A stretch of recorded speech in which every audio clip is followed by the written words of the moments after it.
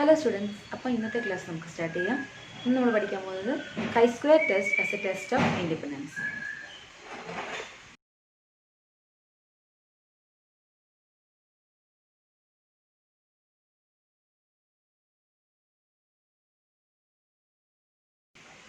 Chi-square test as a test of independence എന്ന് പറയുമ്പോൾ നമ്മൾ ഇവിടെ എല്ലാം ചെക്ക് ചെയ്തെന്ന് നോക്കാം. It is to test whether there is any association between two attributes. Okay, രണ്ട് ആട്രിബ്യൂട്ട്സ് അല്ലെങ്കിൽ രണ്ട് ക്വാളിറ്റീസ് തമ്മിൽ എന്തെങ്കിലും അസോസിയേഷൻ ഉണ്ടോ എന്നുള്ളതാണ് ചെക്ക് ചെയ്യുന്നത്. പ്രൊസീജിയർ നോക്കാം. അപ്പോൾ നമുക്ക് ഇതിൻ്റെ പ്രൊസീജിയർ നോക്കാം. ഫസ്റ്റ് സ്റ്റെപ്പ് ആസ് യൂഷ്വൽ നമ്മൾ setting up of null hypothesis.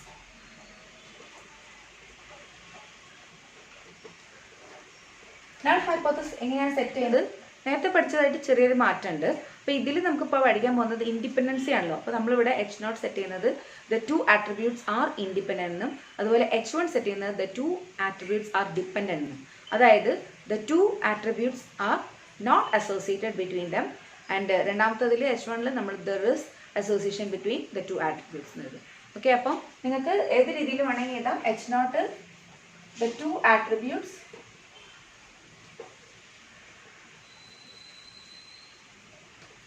R independent എന്നും H1 എഴുതാം the two attributes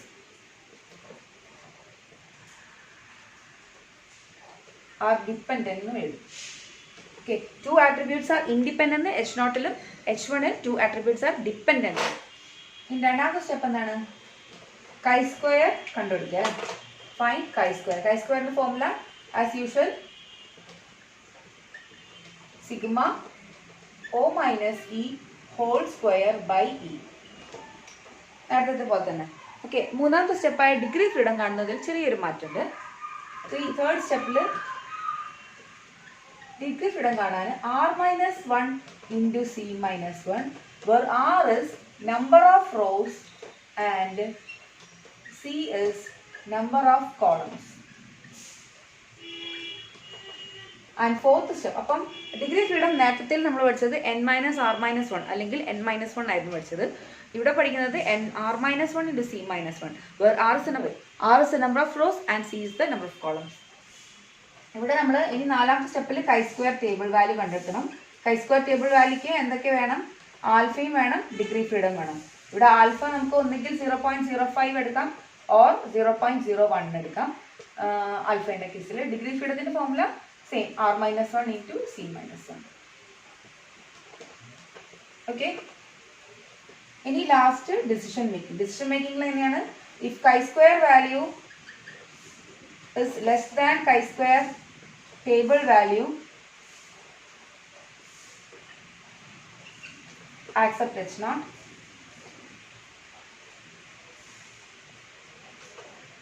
And if chi-square value is greater than chi-square table value, then reject H0. Okay, അപ്പം ഈ 5 സ്റ്റെപ്സ് ഏതൊക്കെയാണെന്ന് ഒന്നുകൂടെ പറഞ്ഞു വെക്കാം. Setting up of null hypothesis, രണ്ടാമത് chi square കാണാം, മൂന്നാമത് ഡിഗ്രി ഫ്രീഡം, നാലാമത് കൈ സ്ക്വയർ ടേബിൾ വാല്യൂ കാണാം, അഞ്ചാമത് ഡിസിഷൻ മേക്കിംഗ്. അപ്പോൾ ഇത് തന്നെയാണ് ഫോർമുലാസ്. അപ്പോൾ H0 എഴുതുന്നതിൽ മാത്രം ചെറിയൊരു മാറ്റമുണ്ട്. To attributes R independent, the two attributes R dependent H1 എഴുതുമ്പോൾ. പിന്നെ degree ഫ്രീഡത്തിൽ r-1 into c-1 where r is the number of rows and c is the number of columns. അപ്പം ഇത്രയേ ഉള്ളൂ നമ്മൾ പഠിക്കാനുള്ളത്. സ്റ്റെപ്സിന് ചെറിയ 2 സ്റ്റെപ്പിൽ മാത്രമേ നമുക്ക് ചേഞ്ചസ് വരുന്നുള്ളൂ കേട്ടോ. അപ്പോൾ chi square test as a goodness of fit പഠിച്ചവർക്ക് ഫസ്റ്റ് തേർഡ് സ്റ്റെപ്സ് മാത്രം ഒന്ന് ചേഞ്ച് ചെയ്താൽ മതി, ബാക്കിയെല്ലാം ആസ് യൂഷ്വൽ. ഓക്കെ, അപ്പോൾ നമുക്ക് പ്രോബ്ലത്തിലേക്ക് കിടക്കാം. The following table gives data regarding election to an office, attitude towards election, economic status ആണ് തന്നിരിക്കുന്നത്.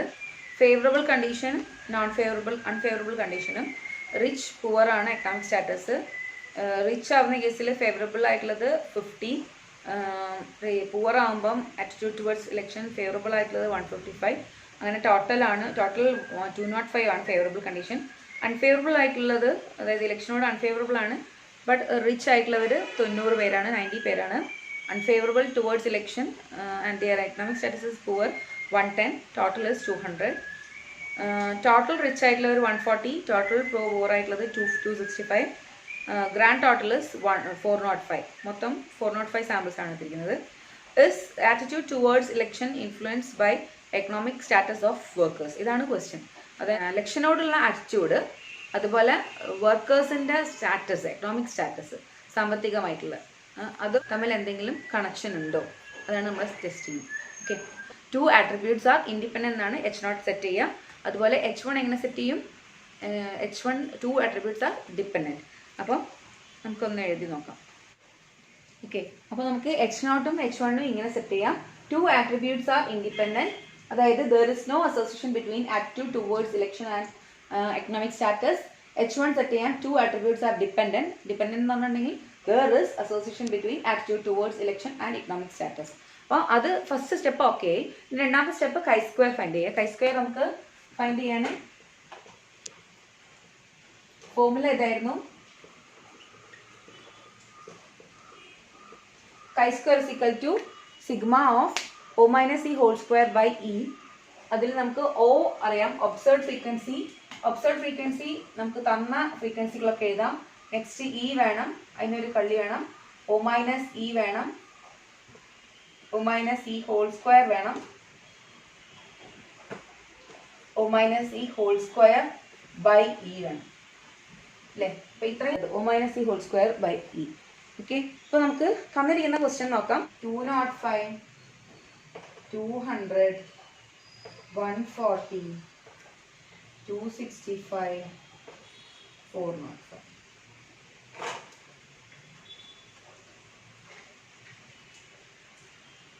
നമുക്ക് തന്നിരിക്കുന്നത് കണ്ടീഷൻസ് ഇതൊക്കെയാണ്. എന്താണ് തന്നിരിക്കുന്നത്? ഒബ്സർവ്ഡ് ഫ്രീക്വൻസി ആയിട്ട് തന്നിരിക്കുന്നത് 50, 155, 90, 110. അപ്പോൾ observed frequency okay.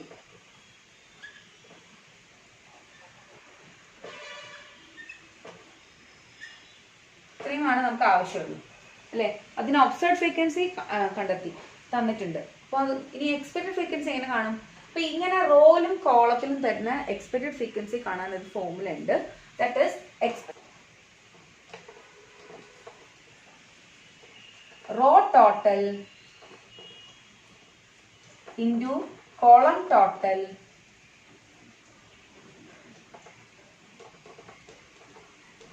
by grand total. Okay, അപ്പം ഏതൊക്കെയാണ് റോ ടോട്ടൽ? ഇതൊക്കെയാണ് റോ ടോട്ടൽ, ഇത് കോളം ടോട്ടൽ. ഓക്കെ, ഇതാണ് നമ്മുടെ ഗ്രാൻഡ് ടോട്ടൽ. അപ്പൊ ഇത് റോ ടോട്ടൽ 1, റോ ടോട്ടൽ 2, ഇതിൽ കോളം ടോട്ടൽ 1, കോളം ടോട്ടൽ 2, ഇത് ഗ്രാൻഡ് ടോട്ടൽ. അപ്പൊ ഇനി നമുക്ക് ഓരോന്നിന്റെ എക്സ്പെക്റ്റഡ് ഫ്രീക്വൻസി കാണാം. അതായത് 50യുടെ എക്സ്പെക്റ്റഡ് ഫ്രീക്വൻസി കാണണം. അത് ഞാനത് കാണിച്ചു കഴിഞ്ഞാൽ ഇവിടെ തന്നെ അതിന്റെ സ്ക്വയറിൽ ഒരു സ്ക്വയർ പോലെ ആക്കിയിട്ട് എഴുതാം കേട്ടോ. ആക്കാൻ പോവാണ് എനിക്ക് ഈ കണക്ക് ചെയ്യാൻ വേണ്ടിയിട്ട് കേട്ടോ. ഓക്കെ, എങ്ങനെയാ ചെയ്യാം? 50യുടെ റോ ടോട്ടൽ ഏതാണ്? Row total 205. അപ്പൊ ഞാൻ 205 എഴുതി. Into column total 140 divided by grand total 405. അത് ചെയ്താൽ എത്ര കിട്ടും നോക്കാം. ഇപ്പൊ കാൽക്കുലേറ്റർ എടുക്കുക, ചെയ്യാം. 205 ഇൻറ്റു 140 ഡിവൈഡഡ് ബൈ 405 ചെയ്യാം. അപ്പൊ നമുക്ക് കിട്ടുന്നത് എത്ര ആൻസർ? 71 കേട്ടോ. 71 ഞാനത് ഇവിടെ എഴുതാണേ. ഓക്കെ, ഇനി നെക്സ്റ്റ് അതേപോലെ തന്നെ അടുത്ത ആള് 155 ചെയ്യണം. 155ക്ക് ഇതുപോലെ തന്നെ ഞാനൊരു കോളം വരയ്ക്കുകയാണ്. 155ക്ക് അതിന്റെ റോ ടോട്ടൽ എത്രയാ നോക്കാം. 205 ഇൻറ്റു അതിന്റെ കോളം ടോട്ടൽ എന്താ? അതേ കോളത്തിൽ ലാസ്റ്റ് വരുന്നതാണ് column total. That is 265 divided by grand total is 405. അത് ചെയ്ത് നോക്കാം. കാൽക്കുലേറ്റർ എടുത്താൽ ചെയ്യാം. 205 ഇൻറ്റു 265 ഡിവൈഡ് ബൈ 405 ചെയ്താൽ എത്ര കിട്ടും? 134 കേട്ടോ. അപ്പോൾ 134 കിട്ടും. അപ്പോൾ അതവിടെ എഴുതി. ഇനി വീണ്ടും 90ൻ്റെ ചെയ്യാം. 90ൻ്റെ ചെയ്യുമ്പോൾ എന്ത് കിട്ടും? Row total 200, column total 140 by grand total 405. അപ്പോൾ കാൽക്കുലേറ്റർ എടുക്കുക, ചെയ്യുക. ആൻസർ എത്ര കിട്ടും? ഓക്കെ, നെക്സ്റ്റ് അടുത്തത് നമുക്ക് ഒരെണ്ണം കൂടെ ഉള്ളു അല്ലേ. അപ്പോൾ അതിൻ്റെ ഓക്കെ, അതിന്റെ റോ ടോട്ടൽ എത്രയാണ്? 200. Column total 265 by grand total 405. Okay, അപ്പൊ അത് ചെയ്ത് നോക്കിയാൽ എത്ര കിട്ടും? 131 കിട്ടും. 131. ഇനി നമുക്ക് അപ്പൊ നമുക്ക് ഒബ്സർവ്ഡ് ഫ്രീക്വൻസി തന്നതും പിന്നെ എക്സ്പെക്ടഡ് ഫ്രീക്വൻസി നമ്മൾ ഇപ്പൊ കണ്ടുപിടിച്ചതും അത് കണ്ടുപിടിച്ച് കഴിഞ്ഞാൽ നമുക്ക് സാധാരണ പോലെ ബാക്കി സ്റ്റെപ്സ് ചെയ്യാം. O minus E is -21, 155 minus 134 is +21, 90 minus 69 is 21, 110 minus 131 is -21. Just subtract ചെയ്യാം. ഇനി അതിന് സ്ക്വയർ ചെയ്താൽ എത്ര കിട്ടും? -21 സ്ക്വയർ is 441, again 441, 441, 441. ഇനിയാണ് നിങ്ങൾ തെറ്റ് വെക്കാൻ പോകുന്നത്. അത് ശ്രദ്ധിച്ചാൽ മാത്രം മതി. നമ്മൾക്ക് എന്താ step? O minus E whole square by E, that is 441 by 71. Okay, തെറ്റിക്കരുത്. 441 by 71 എത്രയാണ്? 6.21. ഓക്കെ, നെക്സ്റ്റ് നിങ്ങൾ എന്ത് ചെയ്യുന്ന വെച്ചാൽ ഇതെല്ലാം 441 ആണല്ലോ. അപ്പൊ നിങ്ങൾ വേഗം എന്ത് ചെയ്യും? ഇനി ഞാൻ 6.21 അങ്ങോട്ട് എഴുതും. അവിടെയാണ് നിങ്ങൾക്ക് തെറ്റ്. ഏതായിട്ടാണ് ഡിവൈഡ് ചെയ്യുന്നത്? 441 ഡിവൈഡ് ബൈ 134 ആണ് ചെയ്യുന്നത് കേട്ടോ. അപ്പോൾ ആള് മാറി, ഡിനോമിനേറ്റർ ആള് മാറി. അപ്പം എല്ലാ ആൻസേഴ്സും ഡിഫറെന്റ് ആയിരിക്കും. നിങ്ങൾ എന്താക്കും വെച്ചാൽ ഇവിടെ എല്ലാം സെയിം ആണല്ലോ. അപ്പൊ 6.21 എഴുതിക്കളെ. അപ്പൊ അത് തെറ്റിക്കരുത്, ശ്രദ്ധിച്ചാൽ മാത്രം മതി. എന്നിട്ട് 441 ഡിവൈഡ് ബൈ 134 ചെയ്ത് നോക്കാം. അപ്പൊ എന്ത് കിട്ടും? 441 by 134 is 3.29. Okay, 3.29. Next is 441 by 69. That is 6.39. Again 441 by 131 is 3.37. അപ്പോൾ ആസ് യൂഷ്വൽ നിങ്ങൾക്കറിയാം ഇതിന്റെ സമ്മേഷൻ ആണ് എന്ത്? കൈ സ്ക്വയർ കാണാൻ. അപ്പം ഇതെല്ലാം കൂടെ ആഡ് ചെയ്യുമ്പോൾ എത്ര കിട്ടും? 19.26. 19.26 നിങ്ങൾക്ക് കൈ സ്ക്വയർ കിട്ടി. ഓക്കെ, ഞാനൊരു കാര്യം ചെയ്യാം. നിങ്ങൾക്ക് ഇവിടെ ഒബ്സർവ് ഫ്രീക്വൻസി കിട്ടിയല്ലോ.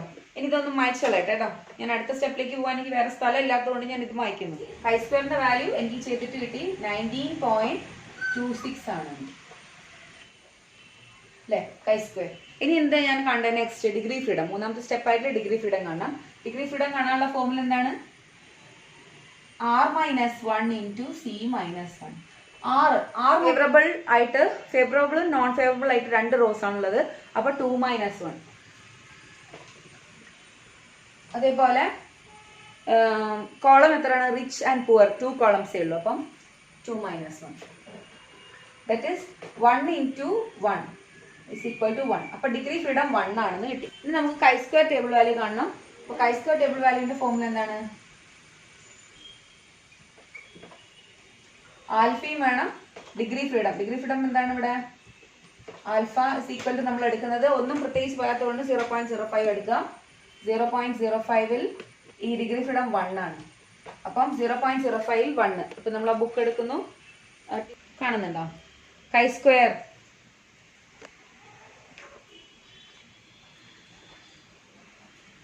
സ്ക്വയറിൽ 0.05ൽ 1.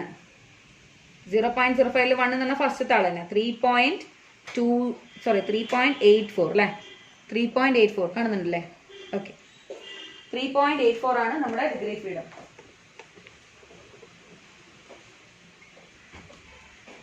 ഇനി നമുക്ക് ഇത്രയും വാല്യൂസ് ആയി കഴിഞ്ഞാൽ നമുക്ക് formula chi square വാല്യൂം chi square table വാല്യൂം കണ്ടെത്തി കഴിഞ്ഞാൽ നമുക്ക് ഫോർമുല ഡിസിഷൻ മേക്കിങ്ങിൽ അപ്ലൈ ചെയ്യാം. ഡിസിഷൻ മേക്കിംഗ് എങ്ങനെയാണ് ചെയ്യാം? അടുത്ത സ്റ്റെപ്പ് ഡിസിഷൻ മേക്കിംഗ്.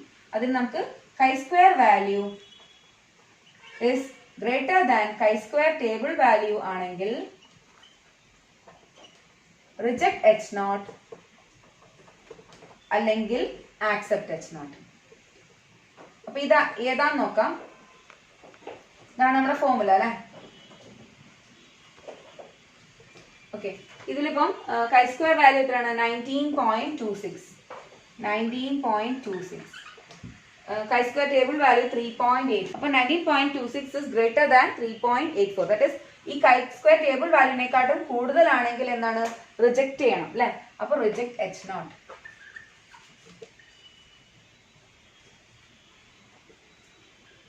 അതെ, കൺഫ്യൂഷൻ വരുന്നുണ്ടെങ്കിൽ നിങ്ങൾ വരച്ച് നോക്കുക.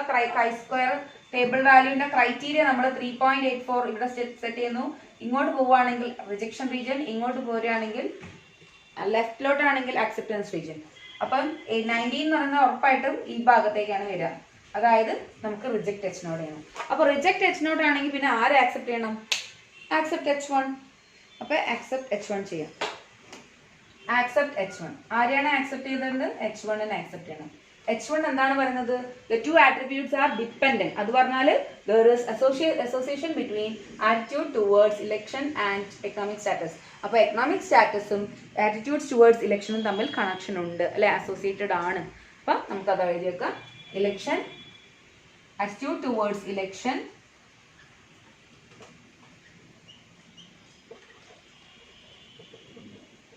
and economic status